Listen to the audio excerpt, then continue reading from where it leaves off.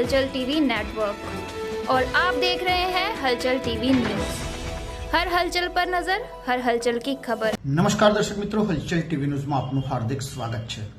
આણંદ મનપા તંત્ર બિલ્ડરો દ્વારા ઉભા કરવામાં આવેલા દબાણ પર ત્રાટકશે ના સવાલ। આણંદ મહાપાલિકા બનતા મહાપાલિકા તંત્ર દ્વારા મહાપાલિકામાં સમાવિષ્ટ ગેરકાયદેસર દબાણો બાંધકામ હટાવવાની કામગીરી હાથ ધરવામાં આવી રહી છે, પરંતુ આણંદ મહાપાલિકા વિસ્તારમાં વકરતી ટ્રાફિક સમસ્યા પાછળ મુખ્ય માર્ગ પર ઉભા થયેલ કોમર્શિયલ સંકુલ ખાતે પાર્કિંગની વ્યવસ્થા ઊભી ન કરી નકશામાં બતાવેલ પાર્કિંગની જગ્યા ઉપર બાંધકામ કરી બિલ્ડરો દ્વારા વેપલા કરતા હોય મહાપાલિકા તંત્ર બિલ્ડરો દ્વારા ઉભા કરવામાં આવેલા ગેરકાયદેસર દબાણ બાંધકામ પર ત્રાટકશે ના સવાલ ઉઠવામાં આવી રહ્યા છે। જો શહેરના પૂર્વ વિસ્તારમાં વકરતી ટ્રાફિક હોય કે વરસાદી પાણીના નિકાલની સમસ્યા માટે તે વિસ્તારમાં બિલ્ડરો દ્વારા ઉભા કરવામાં આવેલા આડેધડ બાંધકામ દબાણ હોય હટશે ના સવાલ લોકોમાં ઉઠી રહ્યા છે।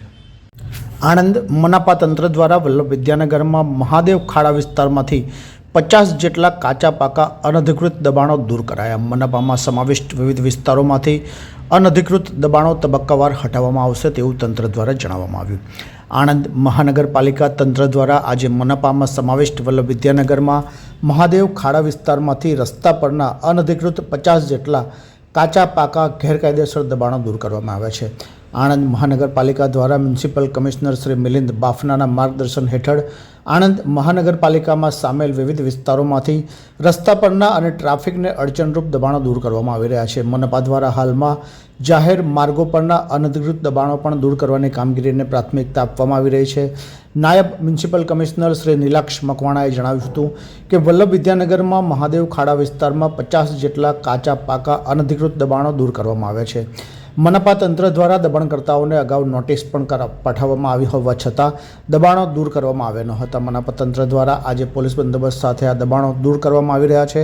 શ્રી મકવાણાએ ઉમેર્યું હતું કે આણંદ મહાપાલિકામાં સમાવિષ્ટ વિવિધ વિસ્તારોમાંથી જાહેર રસ્તા અને મનપાની માલિકીની જગ્યા પર થયેલ અનધિકૃત દબાણોની ઓળખ કરવામાં આવી રહી છે।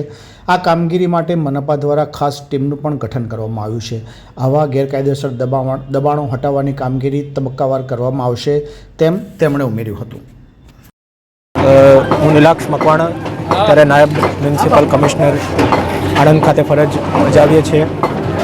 આજે મહાદેવ ખાડા વિસ્તાર વલ્લભ વિદ્યાનગર અને ત્યાં જે રોડ રસ્તા પરનું દબાણ છે તે હટાવવાની કામગીરી સમગ્ર તંત્ર દ્વારા મ્યુનિસિપલ તંત્ર દ્વારા કરવામાં આવી રહી છે અને ઓલરેડી 10 દિવસ પહેલાં એમને અગાઉ પણ જાણ કરવામાં આવેલી હતી, નોટિસ બજાવણી પણ કરેલી હતી અને તે સંબંધિત પછી અત્યારે હાલ દબાણ હટાવવાની પ્રક્રિયા હાથ ધરવામાં આવેલ છે। કેટલા દબાણો સાહેબ?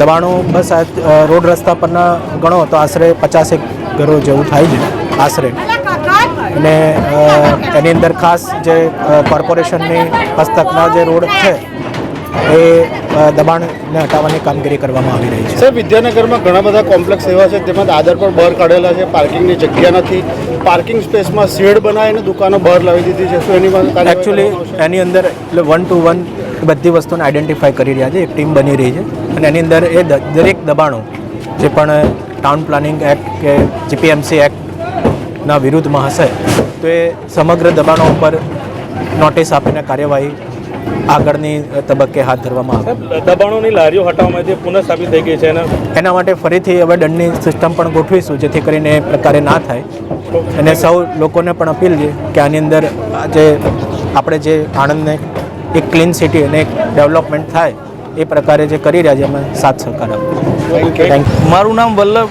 વેદ પ્રકાશ નટવરલાલ સોની છે। હું અહીં આણંદ વોર્ડ નંબર 2માં રહું છું।